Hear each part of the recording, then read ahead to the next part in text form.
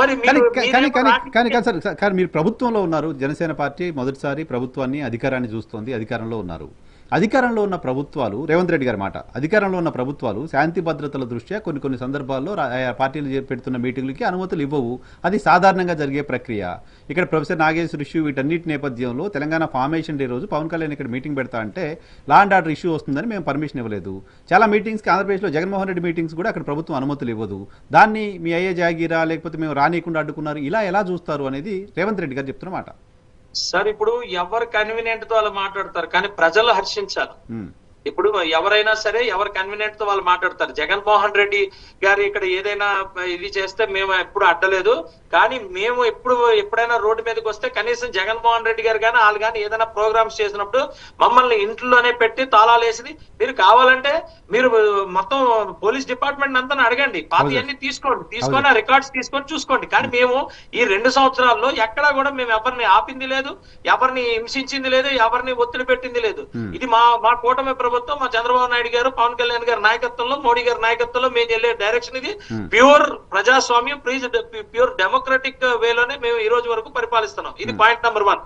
రెండో పాయింట్, ఆయన ఏదో మాట్లాడింది క్లోజ్డ్ మీటింగ్ కి అసలు పర్మిషన్ అవసరం లేదు, ఇంటిమేషన్ ఈజ్ మాక్సిమం. కానీ as a government responsible person ఒక స్టేట్ కి డిప్యూటీ సీఎం కాబట్టి మనం ప్రాపర్ వేలోని అప్రోచ్ అయ్యాం కదా అని చెప్పి మీకు ఇవ్వమని అనడం వాళ్ళ విజ్ఞత. అది వాళ్ళ కన్వీనియంట్ కోసం వాళ్ళు మాట్లాడి ఈ రోజు దాన్ని కప్పిపుచ్చుకోవడానికి ఏది పడితే అది మాట్లాడితే ప్రజలు పీపుల్ విల్ డిసైడ్. ఈ రోజు రేపు తెలంగాణలో మేము పోటీ చేసి మేము ఇచ్చేస్తాం. డెఫినెట్ గా తెలంగాణ కోసం పోరాడి, తెలంగాణ కోసం చేసి, తెలంగాణ కోసం ఉన్నోళ్ళు ఈ రోజు జనసేన జెండాతో ఏకీపించుకుని ముందరికి వెళ్తున్నారు.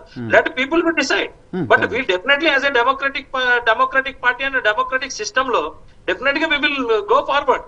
అక్కడ మీరు మాట్లాడే మాటలు డెఫినెట్ గా అది తెలంగాణ భాషలో మీ జాగీరా, ఎవరు మీ అయ్యి జాగీర్, ఎవరు అయ్యి జాగీర్ కాదు. అది ఈ దేశం కోసం ఈ రోజు సుభాష్ చంద్రబోస్ గారు మరి ఆయన చనిపోయారు, లేకపోతే అనేకమంది ఫ్రీడమ్ ఫైటర్స్ చనిపోయారు. వాళ్ళు ఎందుకు చనిపోయారు? ఫ్రీడమ్ కోసం చనిపోయారు. ఈ రోజు ఆ ఫ్రీడమ్ ను మనం ఎంజాయ్ చేస్తున్నాం. సుభాష్ చంద్రబోస్ గారు మనకి లీడర్ అవ్వకుండా పోతారా? అల్లూరి సీతారామరాజు గారు నార్త్ ఇండియాకి లీడర్ అవ్వకుండా పోతారా? ఎవరికి లీడర్ అవ్వకుండా పోతారు? ఉద్యమంలో ఉన్న అందరూ జాతీయ నాయకులే కదా, అందరూ జాతీయ నాయకులే. అంతే. ఇప్పుడు మేము కూడా అదే చెప్తున్నాం. పవన్ కళ్యాణ్ గారు జాతీయవాదం, జాతీయ మనస్తత్వంతో ఈ దేశం కోసం పనిచేసేటప్పుడు ఒక సైనికుడు అనే పేరు పెట్టుకొని మేము ముందుకెళ్తున్నాం. ఎస్, మేము సైనికులు. ఇక్కడున్న పరిస్థితులు ఏంటంటే డెమోక్రటిక్ దీంట్లో ఎవరి కన్వీనియంట్ లో వాళ్ళు మాట్లాడుకొని డెమోక్రసీకే ప్రశ్నార్థకంగా మారినప్పుడు డెఫినెట్ గా వి విల్ క్వశ్చన్. కానీ ఇప్పుడు దేశవ్యాప్తంగా ఉన్న చర్చ ఇప్పుడు క్వశ్చన్ చేస్తున్నప్పుడు కాదండి, మీరు ఈ పాయింట్ పట్టుకోవాలి.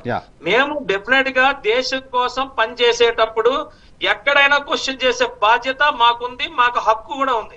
మేము క్వశ్చన్ చేస్తాం. దాన్ని మీరు లోకల్ గా లింకులు పెట్టి లోకల్ పార్టీని అలాగే వ్యవస్థల్ని వాటి లేకపోతే ఏ ప్రాంతాలని విభజించేసి మీరు మాకు ప్రశ్న మీరు సమాధానం చెప్పాలి. కానీ ప్రశ్నకి ఇంకో ప్రశ్నలు లేవెత్తి మీరు సమాధానం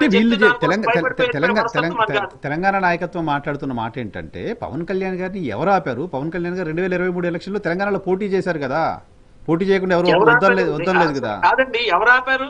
మరి స్టేట్మెంట్స్ వచ్చాయిగా. మీటింగ్ కి పర్మిషన్ ఇవ్వకపోతే కాదండి, రాపినట్టు కాదు. ఎవరు ఆపారు అని అంటున్నారు. మరి ఆపింది ఎవరు? గవర్నమెంట్. మీరు తెలంగాణ గవర్నమెంట్ పర్మిషన్ ఇవ్వలేదంటే ఆపినట్టేగా. దానికి సబ్సిక్వెంట్ గా తెలంగాణ దీంట్లోనే పార్టీ పెట్టుకున్నప్పుడు పొలిటికల్ పార్టీస్ డెఫినెట్ గా వాళ్ళ స్టేట్మెంట్స్ ని కన్సిడర్ చేయాలి కదా. మరి మీ స్టేట్మెంట్స్ ఆపినట్టేగా.